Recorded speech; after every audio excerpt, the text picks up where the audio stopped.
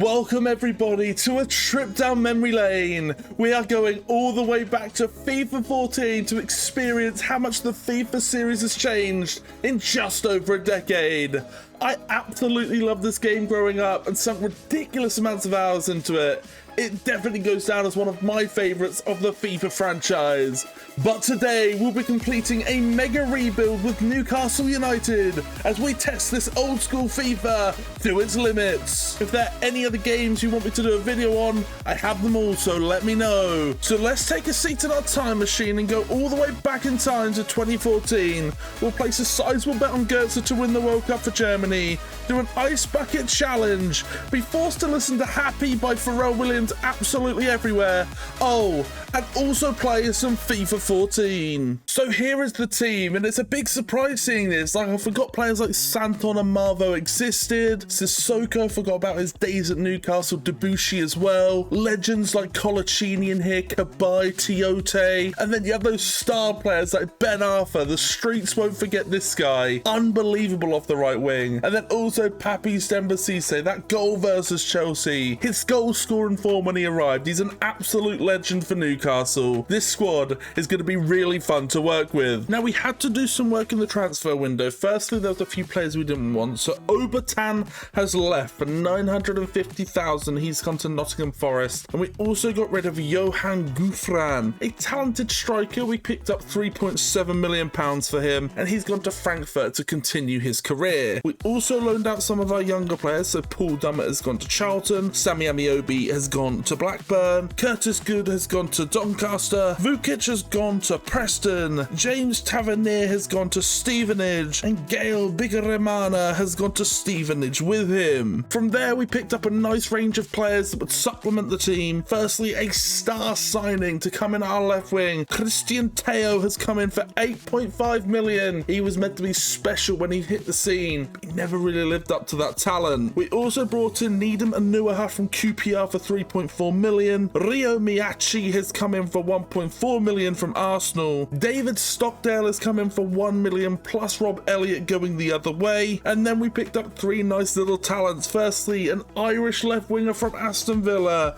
Jack Grealish. He comes in for £825,000. We also brought in a talented American striker in Gyasi Zardes, 550k for him. And then finally, a player that around this time could have been special, Adnan Januzaj comes in for 500k. We are going to try and turn him into an absolute star for us. But once we've finalised those transfers, this is the team. Only one real addition into the starting lineup, which is Christian Teo, but I'm really excited to see what this team can do over the course of the next 38 games. To kick off our season, we had a very tough game away at Manchester City, and it showed very early on. Clichy was fantastic down the left side as he broke down our defence. He got to the byline and slid it across for Jovetic as he slotted home on his Manchester City debut. It was a fantastic piece of play, and it just showed us how difficult this rebuild was going to be. We were struggling to make an impact on the game until a long ball across to Ben Arthur was brought down,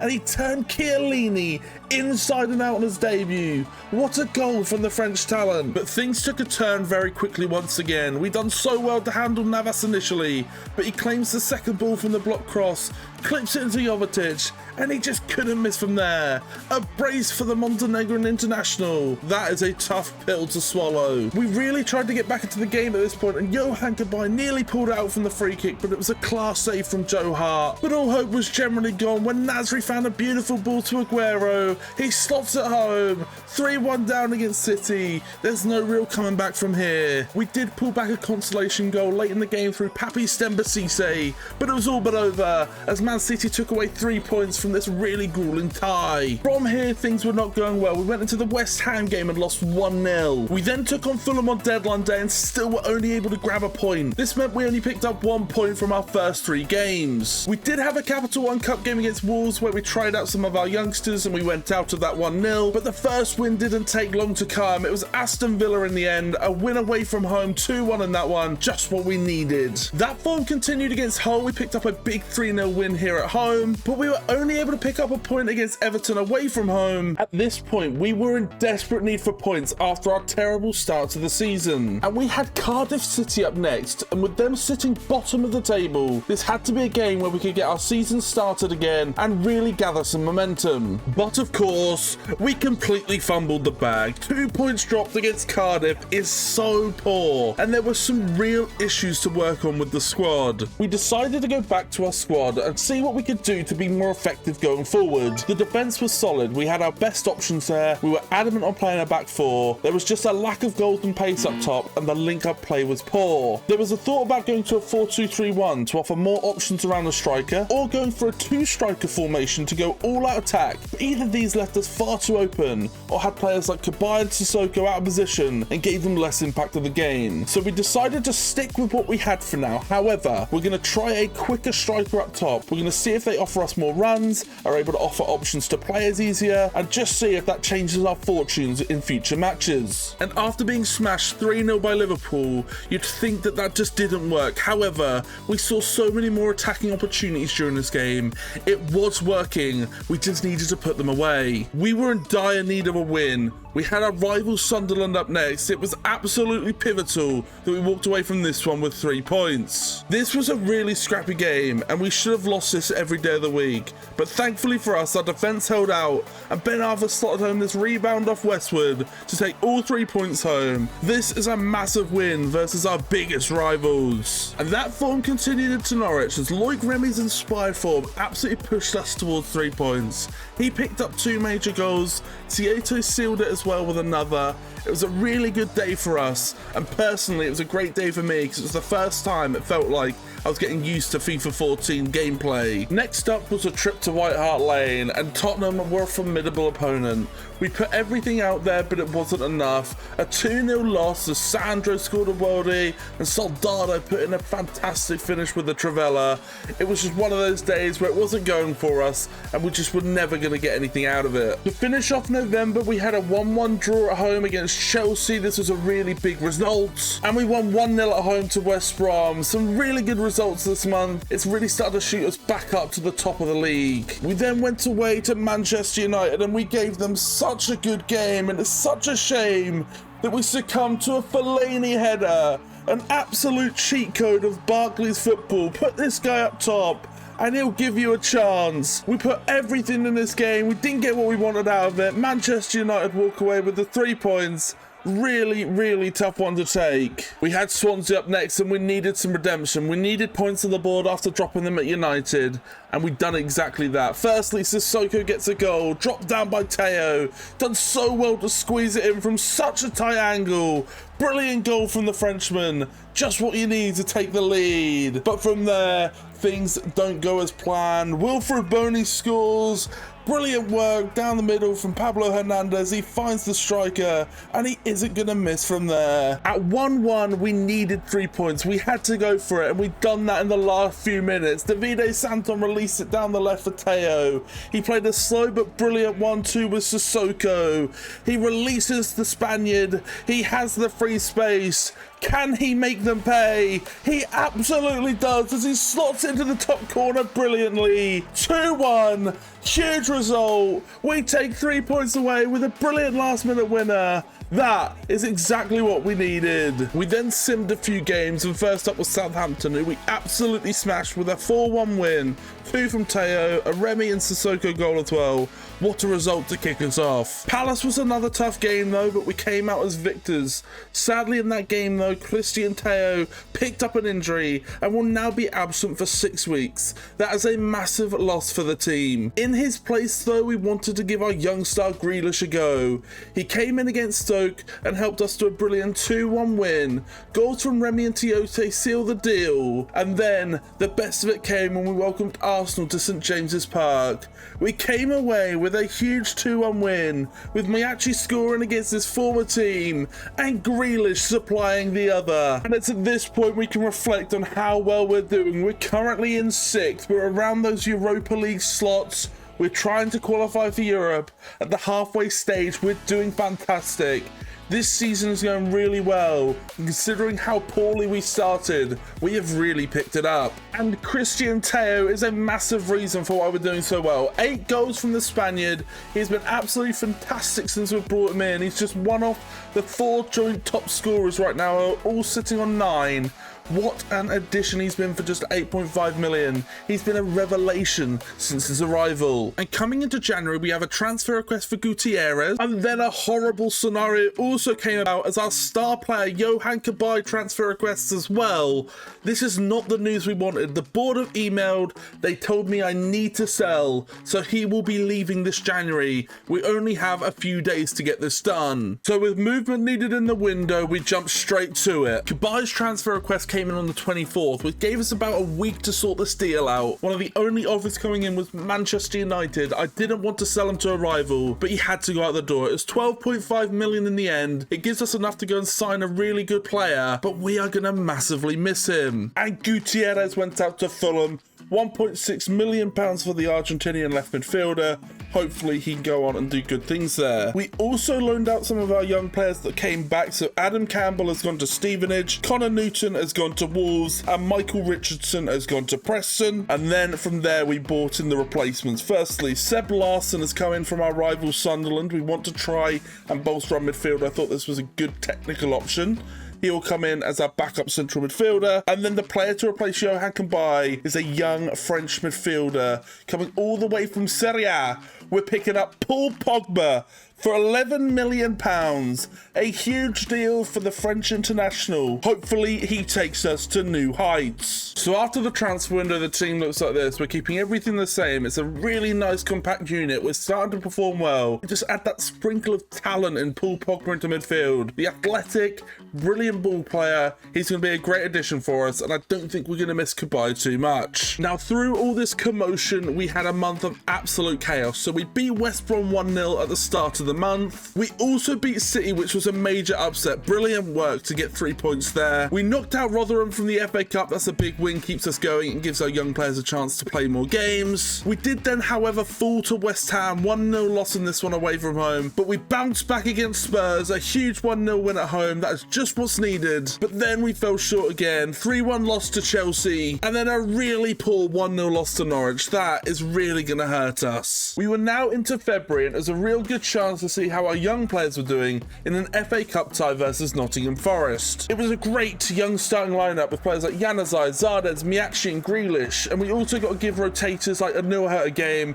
He's been on the sidelines most of the season. It was a game we generally dominated. We had a lot of the ball, had a lot of chances, so a lot of plays go through Rio Miachi as well as Jack Grealish, and we've done so well to finally get the goal from a corner through a Stephen Taylor header. He arrives on the scene, smashes it home off the crossbar. That is a proper Stephen Taylor way to take a 1-0 lead. We kept plugging away. There was a shot from Jack Grealish in the last few minutes as he volleys it just over the top, but that will see us win, go through to the next round, and it's great to see the progression of our young stars. Paul Pogba was then introduced to the fans in his debut game against our rival Sunderland. He paid us back for giving him the nod as he smashed home the only goal of the game. He was already paying back his transfer fee, and he once again done the same for us in our next game versus Villa. He had really sprung onto the scene with 2 fantastic goals early on, and we were in fantastic form. Remy also bagged one late on against the Villains, and this helped us to pick up 2 consecutive wins. Things were feeling good, and we just couldn't stop this incredible run as we journeyed to Hull. Christian Teo picked up 2 massive goals, and Tim Krul saved a penalty that was given because Tiote decided to punch a defender in the face. At this point, we were unstoppable. However, the Toffees had something to say about that. Morales came up with a decisive goal after a shot from Kone was saved. This ended our great run and set us back on our dream of Europa League football this season. But where things were going slightly astray in the league, we were mounting a serious FA Cup run. After knocking out Rotherham and Forest, we did have Middlesbrough up next, and the tie ended up going a 2 full 90-minute games and extra time without a goal. But the young Geordies pulled through as it went to penalties. They held their nerve, and we we will now have a quarter-final tie versus Spurs in this prestigious trophy. Things remain stale in the league though as we hosted Palace at St James's Park. It was another 0-0, no action in this game. Christian Teo had a fantastic opportunity to win it late on, but he absolutely fluffed it.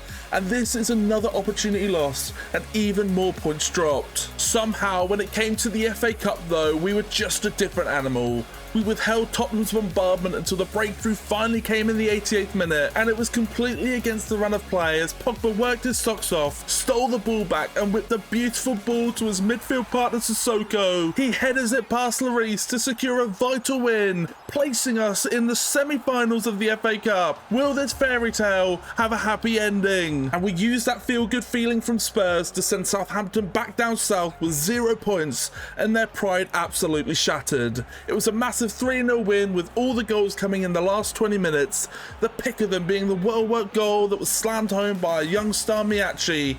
It was a brilliant goal, a brilliant day out, and another huge 3 points on the board. But the stakes changed with our next game approaching. Manchester United were our direct competition for 5th, with just 7 games left, 5 points adrift and a game in hand. It really was possible to steal that Europa League spot from their grasp. I will love it if we beat them. Love it. But we didn't take initiative and Rooney capitalised on that when he nodded home from a delightful cross from Nani to open the scoring for United in the 43rd minute. Things then went from bad to worse for Newcastle as Kagawa piled on the pain. He latched onto a rebound off the keeper to double the lead, making any result for us look completely impossible. Pogba, however, had other ideas. He picked up the ball and smashed it in from range, and midway into the second half, the deficit was now just back to 1, and we could seriously go for it. However, any hopes of a comeback were extinguished when Fellaini found the ball at his feet in the box with an open goal in front of him. Now 8 points back with 6 games is just never going to happen. Sadly, 5th place looks over. And that misery just continued as we travelled to Stoke. Pogba made a massive error in the box and gave it straight to Asaidi, and from then, we'd done nothing to change the outcome of the game. We were crumbling, and it showed that we were not ready for that top 5 fight yet. And the frustrations just continued as we travelled to Fulham. We were denied a stonewall penalty in this one, Teo getting taken down as he was about to smash it home, but both teams were unable to find the net come full time, leaving us with just 1 point from our last 3 outings. As we said in the past, whatever happens in the league seems to fly out the window during an FA Cup game, and we needed that to be true in the semi-final clash versus QPR. Thankfully, we took an early lead through a power header from Yanga and Biwa, and from there, both teams were just very ineffective around the box. Sean Wright-Phillips came closest to bringing it back even when forcing Krul into a fantastic save, but overall, it was an easy-ish game to see out. We go through to the final after a 1-0 win. We will be coming back to Wembley in about a month's time. At this point, our league campaign was all but over. We wouldn't be able to get into Europe via our placement. The only way we could be in Europe next season was by winning the FA Cup, so that became our sole priority. So with the remaining league games, we were ultimately going through the motions, but we did dispatch Arsenal 1-0 through a beautiful goal from Christian Teo. The Spaniard popped up once again as we scraped a 1-0 win versus Cardiff as well. We then welcomed Swansea to St James's Park, destroyed them 3-0, and Teo had a big play in that one as well. Popped off with that absolute beauty from Ben Arthur to finish. Oh, you beauty!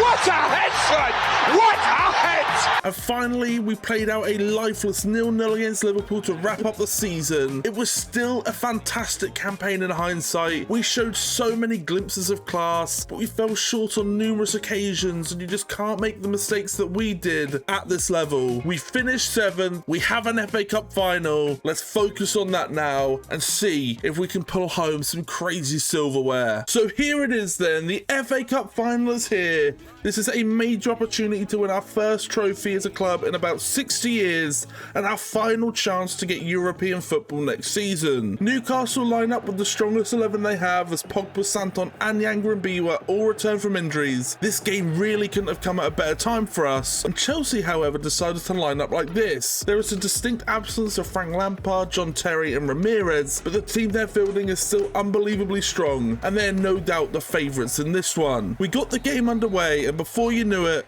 We were going into the tunnel for half-time.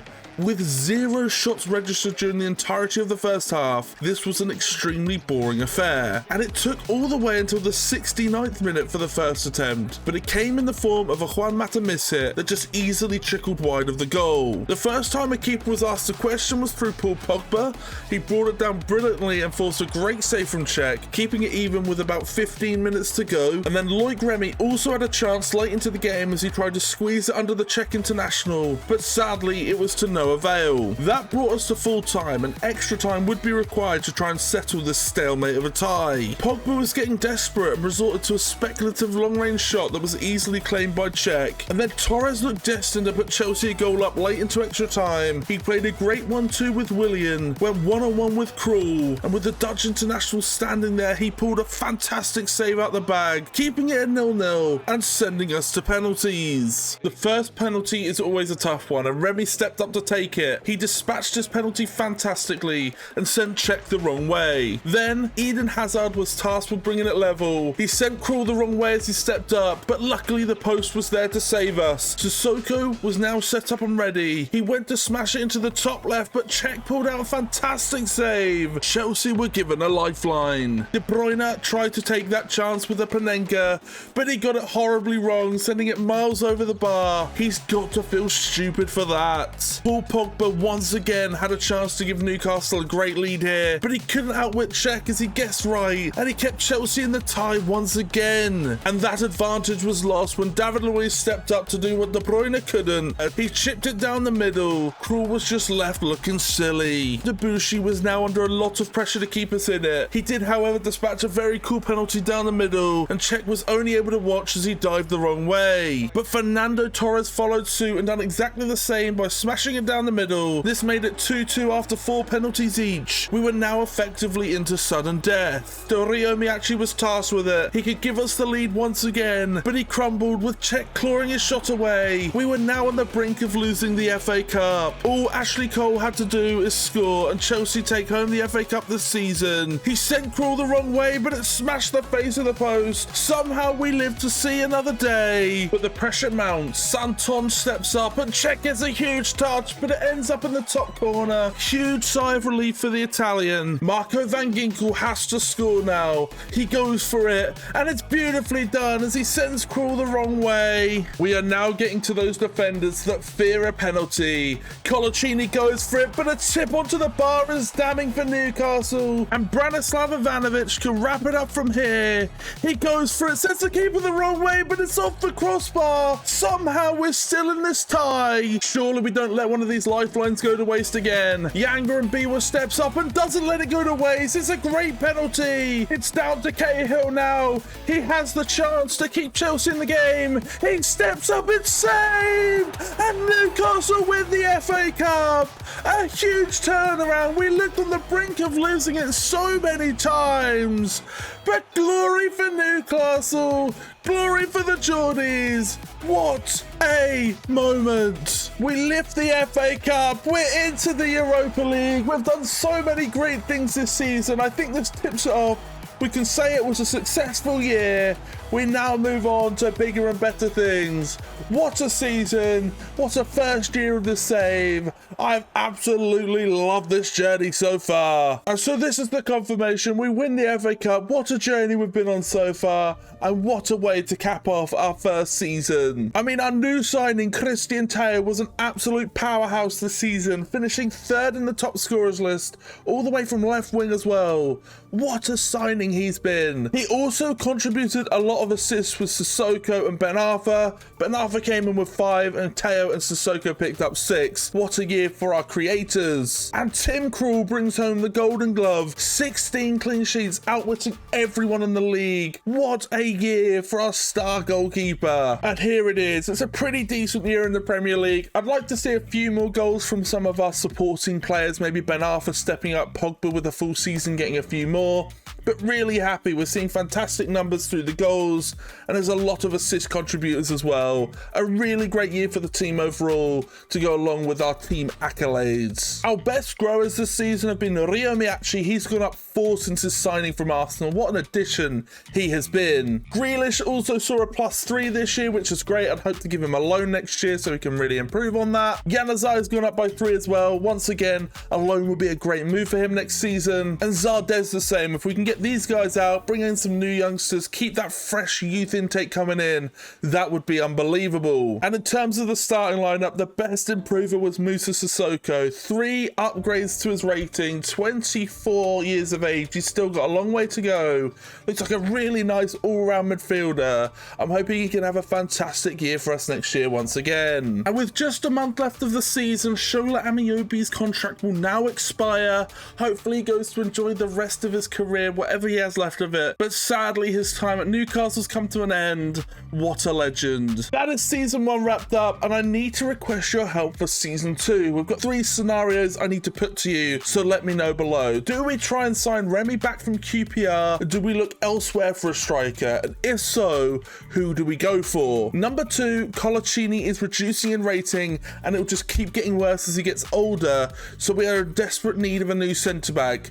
Who should we sign? And Tiote is currently unsure about being here, so do we sell him, or do we try and keep him and make him love it here at Newcastle? But apart from that, any signings you want, whether that be first team players or youth players, get them down below, and we'll try and get them included in season 2. And if there's anything missing that you want in season 2, get that down below as well, because I want to make the videos as good as possible for you guys. But that is it. Thank you for tuning in. I'm going to pop a video in the middle of the screen right now that you can go and enjoy, but I'm leaving this here. Until next time, I'll see you in the next one. Have a lovely rest of the day, and peace out.